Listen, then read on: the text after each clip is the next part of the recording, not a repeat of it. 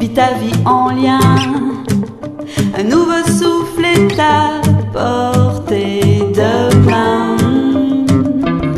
Aujourd'hui, la la la la, la la la vie, la la la la vie.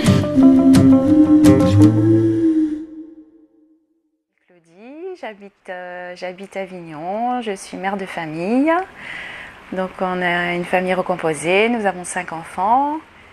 En plus je suis assistante familiale, donc j'accueille des enfants, 2 enfants chaque jour qui dorment à la maison aussi. Donc ça fait vraiment une grande famille. Voilà, j'ai 50 ans, j'aime la vie, je fais du sport, enfin voilà, très active.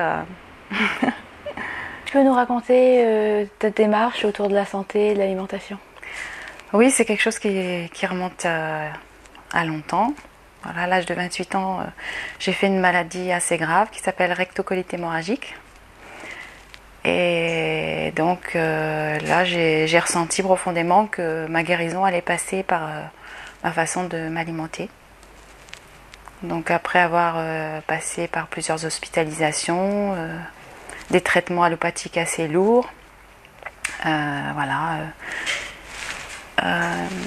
Après, à la sortie de ma dernière hospitalisation, j'ai fait 9 mois d'une diète très particulière qui m'est venue comme ça, instinctivement. Voilà, j'ai mangé du chou cru et des graines légèrement toastées pendant 9 mois. C'est tout, j'ai mangé que ça. Et voilà, j'ai 20 ans de rémission. D'une maladie qu'on m'avait prédite non guérissable. Voilà. Et concrètement, tu peux parler de cette maladie? Disons que c'est une maladie, la rectocolite hémorragique, où les intestins n'ont plus de flore intestinale. Et c'est du sang. On est en hémorragie tout le temps. Il n'y a plus de matière, les glaires. Voilà, c'est pas très glamour. Voilà, quand j'étais en crise, je pouvais perdre 10 kilos dans la semaine. C'est très invalidant, vous ne pouvez pas sortir, vous avez besoin des toilettes 24 heures sur 24, il peut y avoir 50 à 60 selles par jour, enfin selles, hémorragie on va dire. Voilà, donc c'est quand même quelque chose de lourd et qui peut se terminer. Enfin, le gastro-entérologue m'avait dit, de toute façon, non, ne changez rien à votre alimentation. Si besoin, on vous enlèvera un morceau d'intestin. Donc voilà, pour moi c'était inconcevable à 28 ans de me retrouver avec un anus artificiel. Et donc c'est comme ça que j'en suis venue à enquêter sur l'alimentation et trouver une autre solution que celle-ci qui me semblait assez violente et j'avais pas envie. Et après ta cure de 9 mois là après, déjà j'étais végétarienne. Après j'étais végétalienne. À l'issue de ça, j'ai enlevé le fromage, j'ai enlevé les œufs. Voilà, donc j'étais végétalienne et j'ai passé vraiment un moment où je connaissais pas le crudivorisme, mais j'ai vraiment mangé énormément de légumes et peut-être un peu moins de fruits, mais énormément de crudités. J'ai fait des grosses crises de détox, dont dans ces 8 années, là, un jour j'ai eu un furoncle sous le bras, là, mais quelque chose de comme ça, énorme, comme un œuf, qui a maturé pendant plusieurs mois pour un jour, j'avais posé mon bras comme ça le long de mon corps et je me disais c'est aujourd'hui. Et il est sorti il est sorti des mèches de pus pendant au moins un mois. À l'issue de quand j'ai commencé vraiment à manger de plus en plus cru, quoi. Et qu'est-ce qui t'a fait te diriger vers le cru? Disons que moi je me suis au départ intéressée à la nourriture pranique. C'était quelque chose qui me transportait, l'idée d'être nourrie par la vie, tout simplement, par l'air qu'on respire, par la joie qu'on a dans le cœur, et donc je me suis intéressée, je me suis rapprochée de certaines personnes et Voilà, j'avais lu le livre Vivre de lumière. J'ai rencontré Henri Montfort, Akai et Camilla. Enfin, pendant ces 10 années, j'ai eu un parcours comme ça. Et à un moment donné, je me suis dit, j'ai cherché. Je pouvais plus revenir à l'alimentation que j'avais, même si elle était assez light. Et comme ça, je suis tombée sur les vidéos de Thierry. Et là, voilà, je me suis dit, ça y est, je suis chez moi, je suis à la maison. Et c'est comme ça, voilà, depuis juillet 2012. Que là, je mange essentiellement cru, excepté quelques petites escapades alimentaires, mais bon, rien de bien. qui s'estompent, qui sont de moins en moins souvent, parce que de toute façon, mon corps réagit, rejette ce que je vais pouvoir manger pendant ces escapades alimentaires. Donc finalement, voilà, les fruits et les feuilles, mais même les carottes, les betteraves, je peux plus les manger comme ça. Ça passe en jus et encore. Je sens qu'il y a des modifications tout le temps, de toute façon, finalement. C'est un chemin, on sait quand on commence, mais on ne sait pas où ça va nous emmener. Mais c'est fun, quoi, à la fois, comme ça, rien n'est prédit et tout peut arriver. C'est chouette.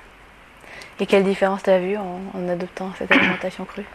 Donc c'est vrai que malgré que j'étais végétalienne depuis 8 ans, malgré que j'étais végétarienne depuis une vingtaine d'années, eh bien en adoptant le cru, il y a plein de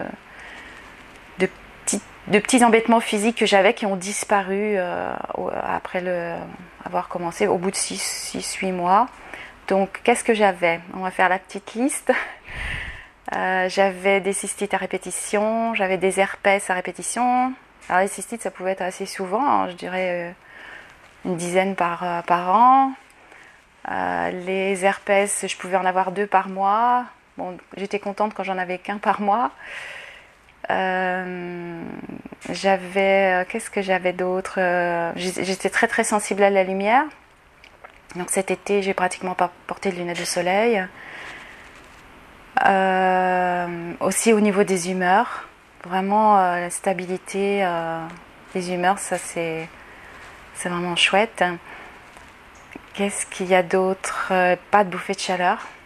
Alors ça c'est vraiment génial. Une ménopause sans trouble. Voilà, c'est chouette. Voilà, en gros c'est ça. Je pense que j'ai rien oublié. Et donc, comment est ton alimentation habituellement? Jus, fruits et feuilles, essentiellement. Enfin, bon, des branches de céleri, des fenouils. Voilà, ça fait partie pour moi des feuilles, ça.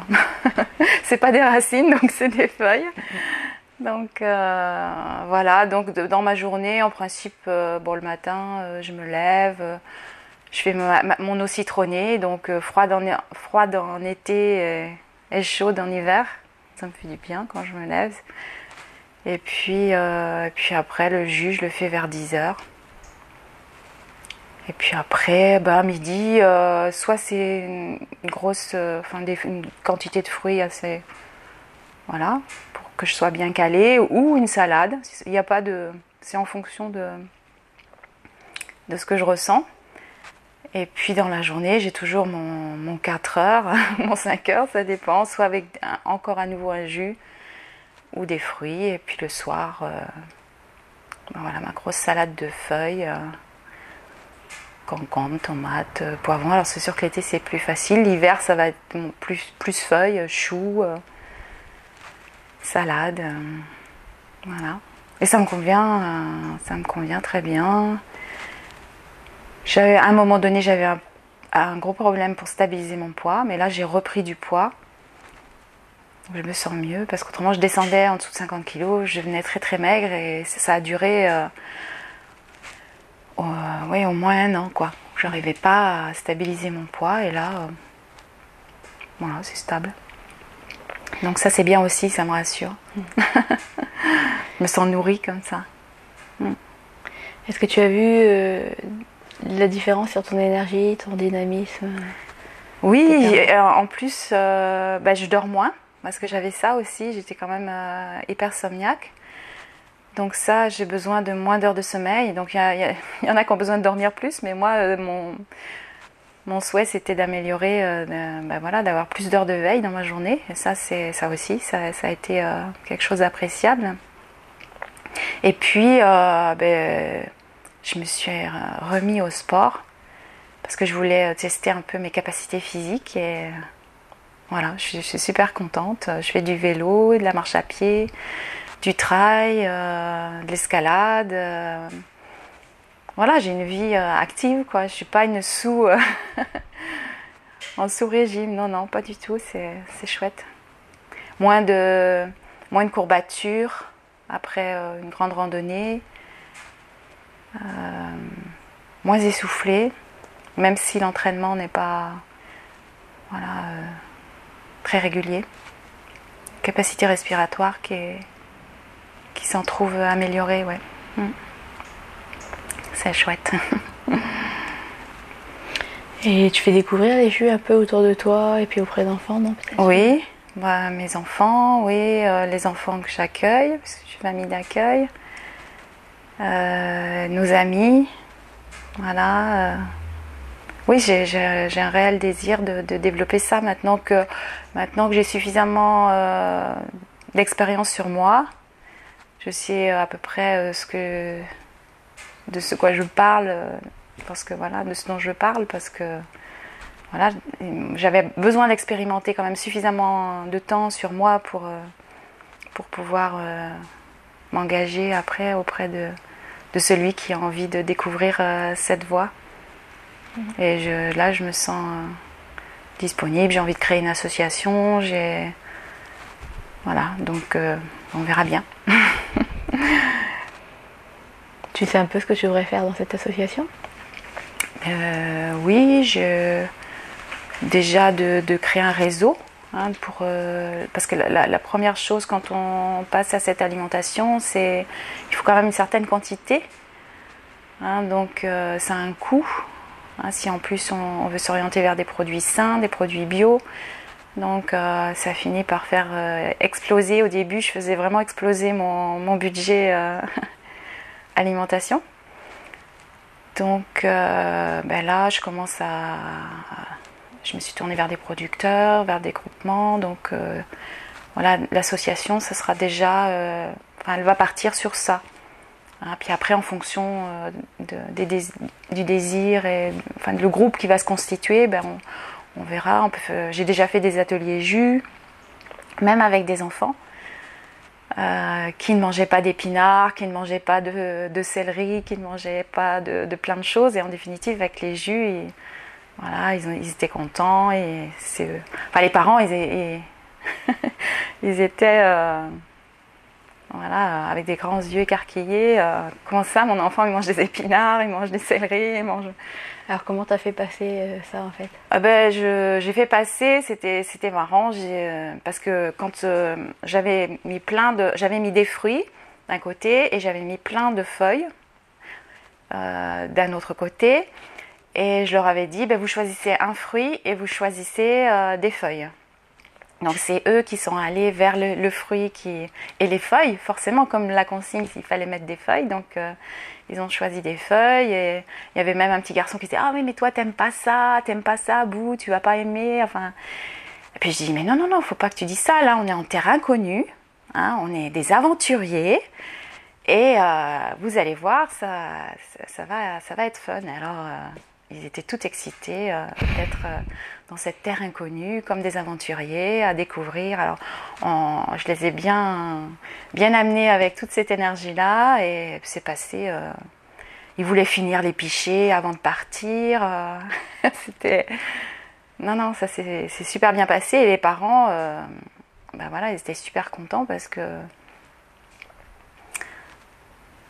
À leur grand étonnement, tout est... Les épinards, le céleri, le fenouil, tout est passé, quoi. C'était chouette. Donc ça, j'ai envie d'introduire ces activités dans l'association. Ouais. Et on a vu que tu faisais un jardin aussi, tu peux nous en parler? Oui, je fais un petit jardin voilà, que j'ai dessiné sous la forme d'un mandala, en carré. Voilà, il n'y a pas énormément de choses que je m'applique à cultiver. C'est surtout des légumes perpétuels qui après se reproduisent tout seuls. Donc comme ça, j'ai des feuilles vertes pour faire mes jus. J'ai juste à aller dans le jardin. Donc du chou perpétuel, des blettes, des poireaux qui poussent tout seuls, la bourrache, toutes les herbes aussi. Bon, je mets aussi des framboises, des tomates, des poivrons. Voilà, ça c'est... Je trouve que ça... Enfin, cette alimentation-là aussi me rapproche de la nature. J'ai envie de... Même si c'est petit, que j'ai pas trop de temps, mais je me fais quand même mon petit jardin, même si ça me nourrit pas à l'année, mais c'est aussi un plaisir d'être avec la vie, quoi. Hein. C'est chouette. Vis ta vie en lien, un nouveau souffle